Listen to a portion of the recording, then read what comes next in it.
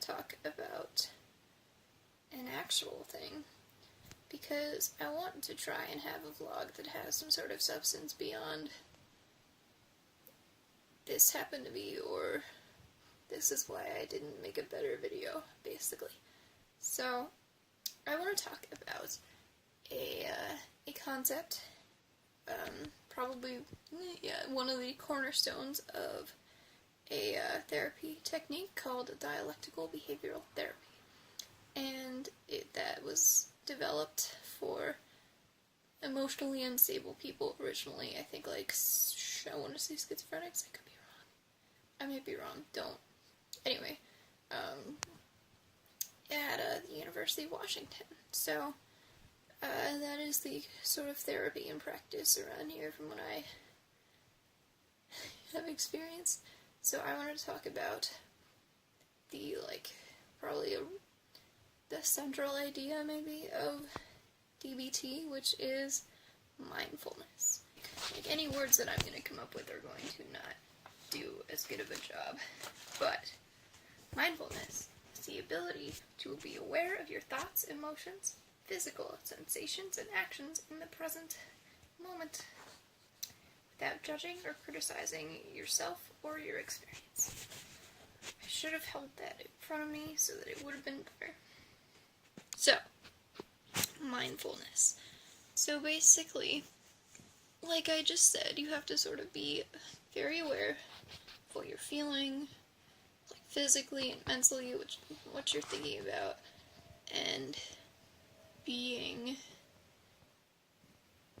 objective about it. So not criticizing yourself, or, if you have a negative feeling, not getting frustrated with yourself for feeling that way, or judging something you've done as bad, that kind of. One aspect of mindfulness that I want to talk about specifically, and I want to give an example, is the concept of wise mind, which is a balance between your emotional thinking and, rational thinking.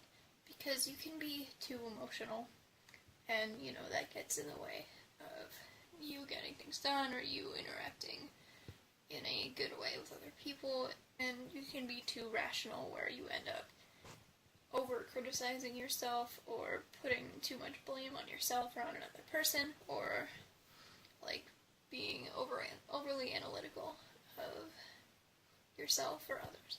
So, when you are in wise mind, you have to tend to your emotions, because humans have the emotions.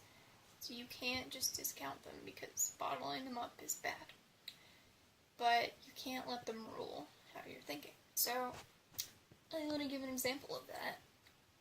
It happened last night, but basically, a person to whom I'm related posted a large spoiler from the Game of Thrones Season 4 finale as her status. It was uncool, I thought, so I commented as such, but it was casual, dude, spoilers, whoa.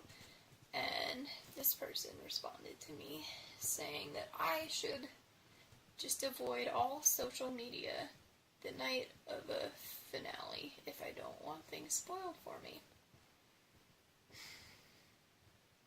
That was very frustrating, because to me it felt as though any responsibility that person might have taken for, ruining a big moment in the series for me, they pushed onto me and absolved themselves of all of it, and that was very, very frustrating.